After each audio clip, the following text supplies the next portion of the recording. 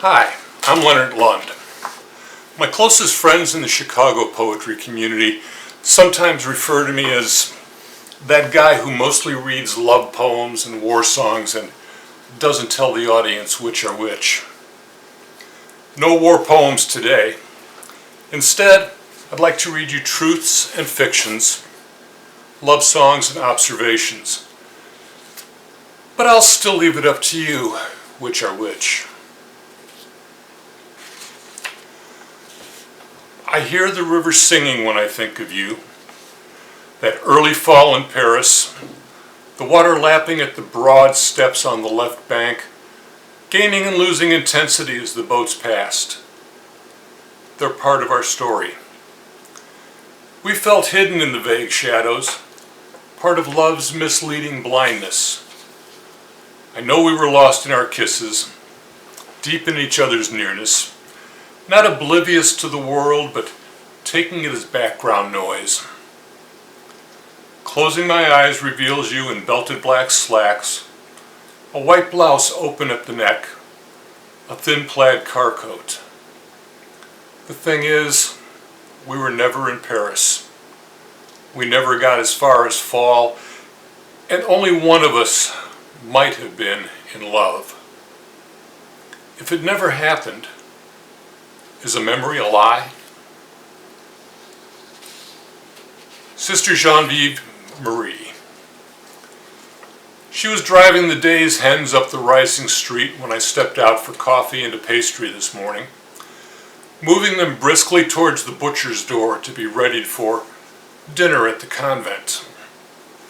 It's a treat to observe her way of keeping them together with simple gestures and a gentle voice, perhaps convincing them she's showing the way to heaven and immortal life. Despite the teaching nuns and their rulers of my younger days, I'll miss her when I come back home. Her and the old women watching life around them from balconies and windows, comparing notes in the afternoon over dark, bitter coffee, accompanied by outraged rolls of their eyes and disparagingly pursed lips. Especially intriguing is Madame Tussaud, quietly rumored to have been fled from rather than widowed, a sharp-faced harridan whose happily ancient, rough-coated dog of blended ancestries is thoroughly devoted to her. Ah, the characters I'll tell you about over the years. Jasmine. Start me deep with jungle rhythms, add sugar cane and soils containing languages we'll learn to soon discard. Give me baptism by fires in the darkest of the night, and then escape with me while our others wallow, while our others follow. Missionary tracts and black motes noted on white sheets. We will fix on stardust. We will find the fusion in each free improvisation. I will riff your body with my fingers, bring forth emanations with my lips while you pluck counter notes, along with melodies to see us off this stage, beyond percussive endings, deep in God.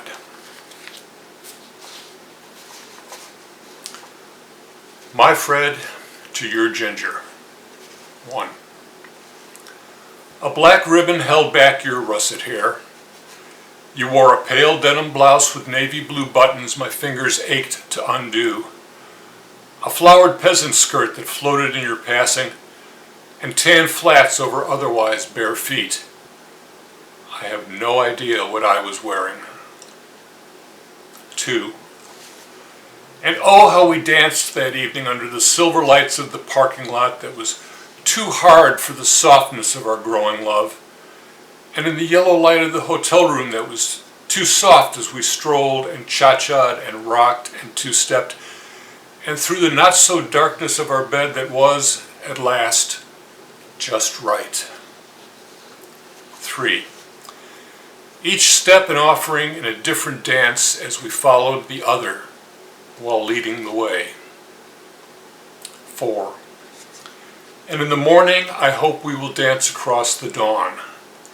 For now you sleep in my arms, your breath teasing my neck, while the heat of you presses where your leg crosses mine.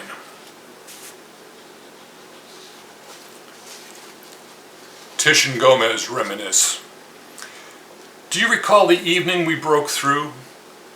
We'd worked together for weeks and weeks, fighting the awkwardness of what we were trying. Our feet behaved like 3-year-olds intent on setting their own rules. You seemed comfortable first, a few days before I outran my fear of the steps and just let my body take charge. Even past those barricades, we neither one danced that well alone or with another partner, but together. Oh, cara mia, together. Gracias a ella. If not for her, he could have forgotten love. Instead, he still remembers, wittingly, the completion of shattered continents, tying lonely seacoasts together by way of the landlocked heartland, bringing mountain snows to dry lake beds. How could these seem so simple? And when she left, saying nothing the least bit unexpected, why did none of her fade, become less than real? A found photograph is as surprising as his reaction. The gratitude of seeing the open-ended, intertwined translations of formula. Thanks to, times because of, divided by her.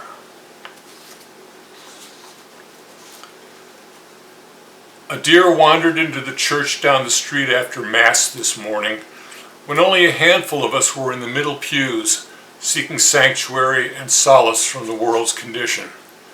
A majestic 12-point miracle moving calmly up the center aisle, halting at the foot of the stairs leading to the predella, stepping to his right, and pausing as if listening before doing the same to his left. Then exiting as he came in, without stopping to sip from the font. I don't know if he heard God speaking, but I believe we witnessed one of his works.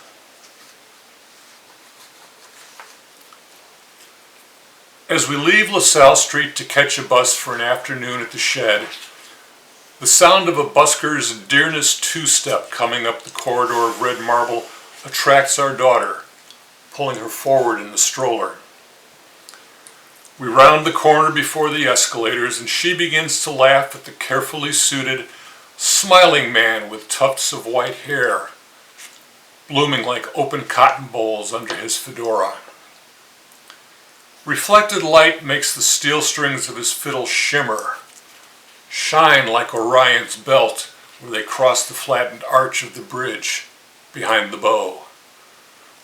My wife lifts our toddler, stands her on the stack bond tile where she strikes that spread-legged, arm-flapping stance universal to happy 2-year-olds, and begins to dance. Meeting her energy, accustomed to audiences of all ages, the maybe a grandfather shifts to the Blue Danube waltz, rises fluidly, and twirls around the space with a maybe future terpsichore keeping place by his side until the music ends. They bow, resume respective seats, and wave each other goodbye, off on their memory-joined journeys. It's raining in the 9th District. With winds so hard as they bounce between buildings, the umbrellas of even the hardiest souls are useless or destroyed. Few paying customers have been drawn to the cafes along the Rue Saint-Lazare, so the manager of one took pity on my drenched state and covered a bowl of hot soup for me to take back to my tarp-covered packing crate in an alley near where Giselle and I would pass an afternoon before my wife learned of us. Tomorrow, perhaps, the sun will shine, and I will wander along the Seine while contemplating the leap from bridge to water as a solution to my changed situation. For now, though, I've donned my other dry clothes and surrounded the soup to my belly's delight, so even the endless rain can't dampen my spirits. And finally, postcards seem perfect for these days of visiting places I've already been, or might have been when memories were clearer, of knocking on the hearts of people I either held in mine or saw in someone's book of photographs. Motel stationery is free, but I hate using a whole sheet of paper for a quarter or half's worth of words. And the pictures on postcards are pleasant in one way or another. I apologize for the quality of my script, but I failed handwriting in the 3rd grade. That much I remember is true. That, and I miss you.